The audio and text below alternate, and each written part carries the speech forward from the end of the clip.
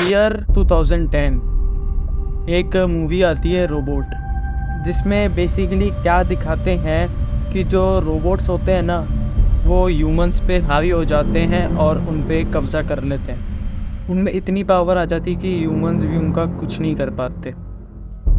और क्या होगा अगर मैं तुम्हें कहूँ कि एक दिन ऐसा हमारे साथ रियल में होने वाला है।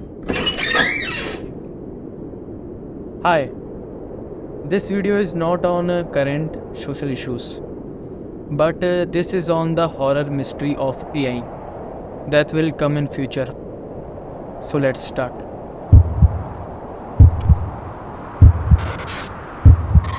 अब AI मतलब आर्टिफिशियल इंटेलिजेंस, जिसका एक तरह से फाउंडेशन हुआ था 1950 में, और इसके फाउंडर हैं जॉन MC कार्थी।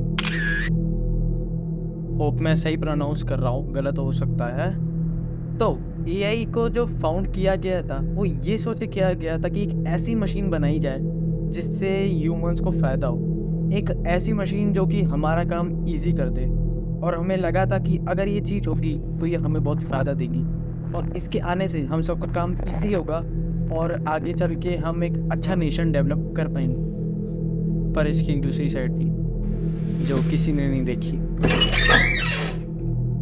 अब हर दिन तुम देखते ही होगे कि मार्केट में कोई ना कोई नया AI का सॉफ्टवेयर आ ही रहा है, और वो बहुत सारी चीज़ें परफॉर्म करके दिखा रहा है। एग्जाम्पल के लिए तुम सबसे कॉमन ले लो, ChatGPT।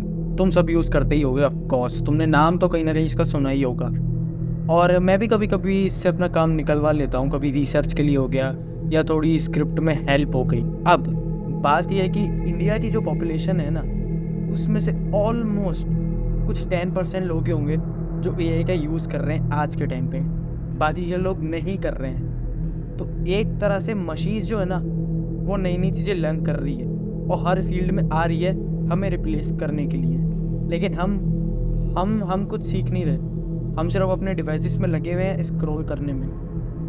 और याद हो तो आज जितनी भी फैसिलिटीज़ हैं हमारे पास, ये सब कुछ जो भी है, ये तभी पॉसिबल हुआ था जब हमने लर्न करना स्टार्ट किया था।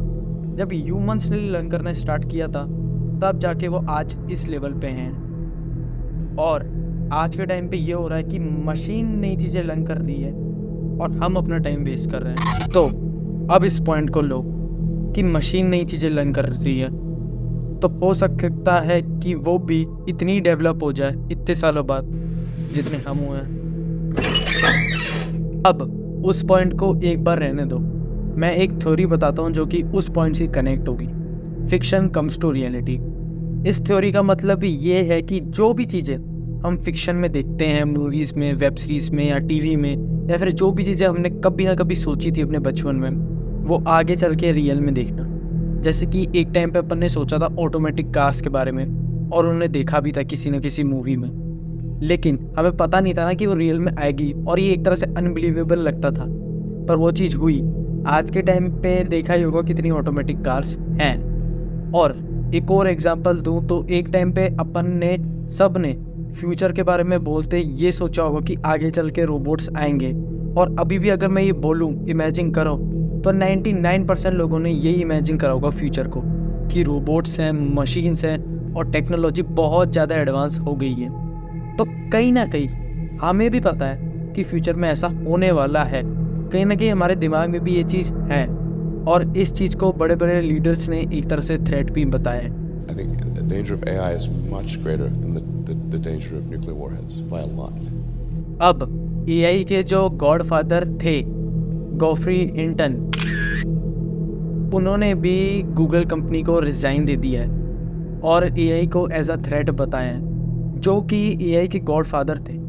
तो सोचो, ऐसे लोग जो कि AI को देखते हैं, समझते हैं, और इनफैक्ट उन्हें तो पता भी है कि AI काम कैसे करता है, उन्हें ये चीज़ थ्रेट लग रही है, तो कहीं ना कहीं ये थ्रेट होगी ना। अब एक तीसरा और लास्ट पॉइंट जो कि बाकी के 2 पॉइंट्स को अपने साथ कनेक्ट करेगा और एक फाइनल कंक्लूजन बनेगा। तुमने सुना होगा काफ़ी लोगों को ये कहते हुए कि AI is not a threat. वो कोई थ्रेट नहीं है, वो थ्रेट सिर्फ उन्हीं लोगों के लिए जिनको AI चलाना नहीं आता, वो पीछे रह जाएंगे। लेकिन जिनको आता है वो एआई की मदद से अपना काम करेंगे और एआई उन्हें रिप्लेस नहीं कर पाएगा।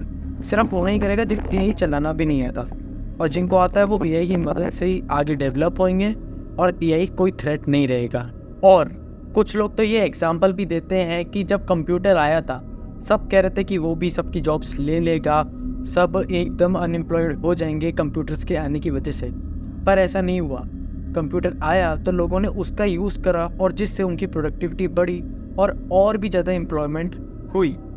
पर मेरी बात सुनो, वो इस चीज़ को समझ नहीं रहे हैं कि कंप्यूटर जो था वो खुद पे खुद चीज़ें लर्न नहीं करता था, पर एआई जो है वो खुद पे कुछ चीज़ें लर्न कर रहा है और खुद में वो ह्यूमन थिंकिंग डाल रहा है जो हमारे अंदर होती है, और हम बस मशीन्स की तरह चल रहे हैं। तो एक तरह से एआई जो है वो ह्यूमनाइज्ड हो रहा है और हम जो है वो मशीनाइज्ड हो रहे हैं। अब फाइनल कंक्लूजन पे आओ, इन तीनों पॉइंट्स को एक बार लो कि AI is learning, fiction comes to reality, और AI is humanising and humans are machinising. तो सोचो कब भी आगे चल के कुछ सालों में एआई इतना लर्न कर लेता है कि खुद के अंदर वो ह्यूमन माइंड को डेवलप कर लेता है, हमारे तरह उसमें भी थिंकिंग एबिलिटीज़ आ जाती हैं, तो वो ज़रूर ऐसी चीज़ों को देखेगा, फिक्शन जो कि हमारे यहाँ पे मूवीज़ बन चुके हैं जिसमें एआई ने टेक ओवर करा है। तो उस चीज़ को देख के वो अगर खुद के माइंड को लगाए तो उसे ये नहीं पता चलेगा कि वो हमें टेक ओवर कर सकता है, उसके पास इतनी पावर है कि वो हमें टेक ओवर कर सकता है, तो वो चीज़ क्यों नहीं करेगा। और जैसा कि हमें फिक्शन में दिखाया जाता है, जब भी एआई को ये चीज़ रियलाइज़ होती है तो वो ये चीज़ करता है। तो हो सकता है, प्रोबेबली ये थ्योरी है कि आगे चल के हमारे यहाँ एआई को भी रियलाइज़ हो जाए कि वो इतना होशियार है कि वो हमें टेक ओवर कर सकता है, तो वो क्यों नहीं करेगा। और हो सकता है कि ऐसी चीज़ हो और आगे चल के कुछ सालों में एआई हम सबको मार डाले।